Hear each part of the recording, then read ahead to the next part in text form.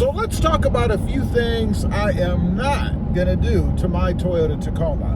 Now, most of these, probably all of these, are really personal preference, but they make sense to me. Now, that doesn't mean you shouldn't do it. It's your truck. Do whatever the hell you want. I am. First of all, I'm not lifting this truck. As much as I love lifted trucks, I'm not going to do it this time around because in my experience in the past, it only creates problems. From as minimal as a reduction in ride quality and handling to, I guess, a maximum of mechanical problems. I've had boots blow out and spew grease all over the place. I've had slamming because the suspension is not right. I've had all kinds of things. I'm not doing it. The truck is set up the way that I like it, with just a little bit of a wheel poke and a little bit of a bigger tire setup. And of course, an aftermarket wheel. Good enough. Don't need to do anything more. Next up, those bright ass lights inside. We've already got some LEDs. I'm sure you probably can't even see that. Maybe you could.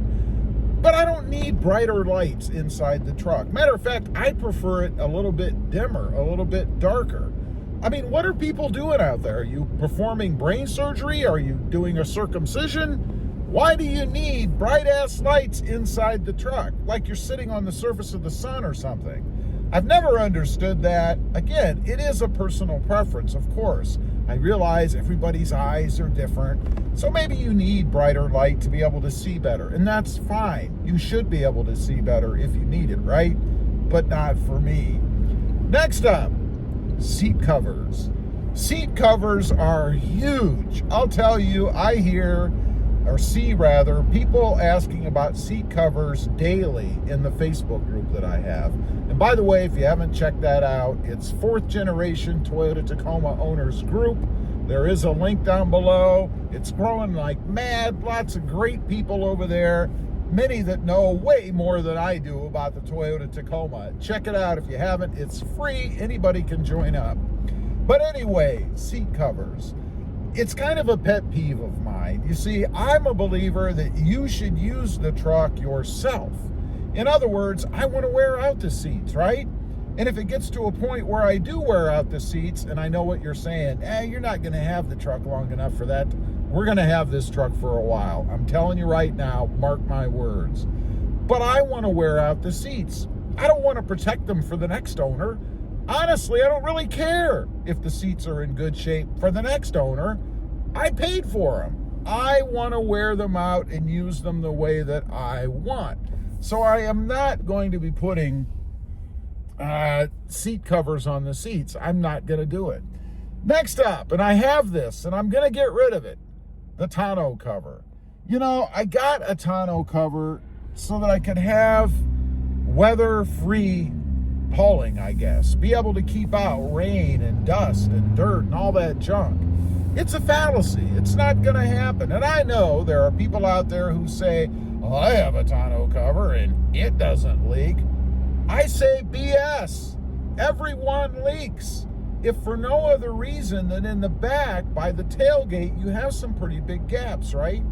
Now, obviously, if you put weather seal or caulk or, I don't know, construction adhesive or something in there to block those gaps, maybe you'll stand a better chance. But the tonneau cover itself, it's going to leak. I've never had any that don't leak to some degree. I've had one on a Jeep Gladiator that was as close to no leaks as I've ever had, and that was a cheapo Tiger. It was called Tiger. It costs about, I don't know, $200 and some. I mean, it was cheap. It was vinyl, and it was one of those trifolds, right? That thing was the best that I've ever had, but still, because of the gappage, is that a word? The gappage on the truck itself, you would still get some sort of leakage, right? Because you can't do anything about that unless you do something about that. In other words, you've got to add other things. Not going to have it. I'm going to take mine off. It's going to be gone. An aftermarket exhaust. Now, there is one that I think I'm going to try. We shall see. The verdict is out for me on that one. But I'm not going to go with any of the ones that are out there right now. I've tried a myriad of them in the past, and they just didn't work well. They were droney. They were loud. I didn't like them. They didn't give me that V8 sound that I wanted, right? Which is kind of stupid if you think about it. I put it on a 3rd gen Tacoma. It's a V6. Well, obviously, I'm not going to get that V8 rumble, that V8 grumble, right? No good. Never did work. And the TRD exhaust, it was like putting nothing on. You know, you spend like, what, $700 to $1,000, $1,200, whatever they go for, and then you crank it on and you really want to hear something, right? And I did. I really wanted to hear it. I didn't hear anything. Maybe a little bit more sound at startup. It wasn't a great sound. It wasn't good. But it was nothing. I didn't like it. Now, I mentioned there is one I'm going to try. Banks is coming out with an aftermarket exhaust. I hear it's pretty good. So the verdict is out. I'm going to give it a shot. But I'm not going with any of the other ones out there. I'm just not going to do it. Don't need it. Next up, undercoating. Now, this depends on where you live, right? I mean, you know, if you live in an area where you get lots of snow and stuff and they use salt like they do in Ohio, where I used to live, then I can see where it might make sense. But for me, there's absolutely no reason to do it. I'm in deep South Texas. Hell, when it gets icy, and it does occasionally for about 10 minutes, you just don't drive. Everything shuts down. So even if you were to try to go somewhere, you couldn't go anywhere, right? Not something that I'm going to put on. Not interested at all on that, or in that rather, on my truck. Lastly, sound deadening. You know, I'm seeing, I think, an uptick in folks that want to have some sort of sound deadening under the hood on their Tacoma. I'm seeing these carpeted mat-like things that people are sticking under there. I'm not sure exactly how they're doing it. Hopefully they're not any kind of adhesive backed or glue on, because it gets hot under there, right? None of that's ever going to last. I'm guessing they're probably plastic clips. And you know how plastic clips are, right? If they get real cold, they get brittle. If they get real hot, they get soft. Well, I'm in South Texas where it gets real hot. So they'd be soft. They'd probably let loose. I'd pop my hood and I'd have this carpet thing laying on top of my engine. I'm not going to do it. It's just not important to me. Not something that I really care to even mess with. Lastly, there is one more thing. The speaker system. You know, in every 3rd generation Tacoma I had, I did upgrade the tweeters in the front, and it made a profound difference. I'm sure you're familiar if you've been in the Tacoma world for a while. They were those little Subaru tweeters, right?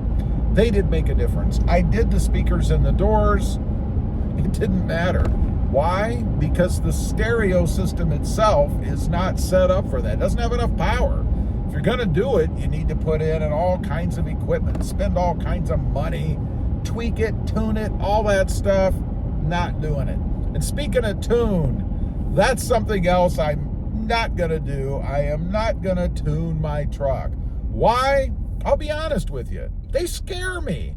You know, the thought of taking my truck to a remote parking lot somewhere where some dude is sitting there with a laptop. I don't know who he is. Says he can tune. I put my faith in him. I guess he can. I pay him. What does a tune cost these days? It's like $600-700 last I saw, something like that. I pay the cat. He tunes it. Maybe it works great, you know, but after a while, maybe I want to change. Maybe I want something different. Does he still exist? I don't know. Is he going to charge me more money to retune it? I don't know. What about going to the dealership to have something done? You know, there's this big fear about warranty. Everybody asks about warranties. This is going to void my warranty. Well, basically the way it is with warranty, if something you do causes the failure of an otherwise warranted part, it's going to void the warranty for that part or system, right? So your best bet would be to have the tune removed. I don't even know if you can do that fully, so that the dealership can't tell you ever did anything if you had some kind of problem that could be related to the tune. Instead, I would rather go with mechanical parts, right?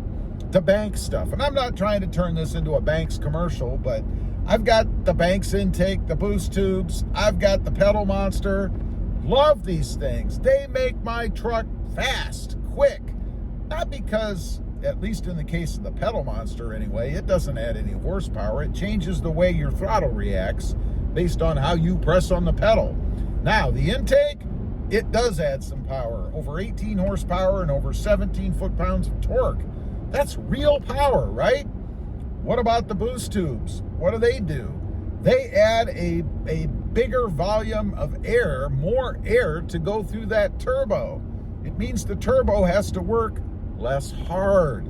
It means the turbo's going to last longer. And that's one of the things people also are worried about, is the longevity of the turbo. Get yourself a set of Banks boost tubes. Set yourself up the best that you can, right? Anyway, those are just a few things that I am not going to do to my Tacoma. Again, personal choice, personal preference. Everybody should do what they want. These are just the things that I don't like. Leave a comment. Let me know. What are you not going to do to your Toyota Tacoma? I'd be curious. And don't forget, click that subscribe button. Thanks for watching. Stay safe out there. Bye.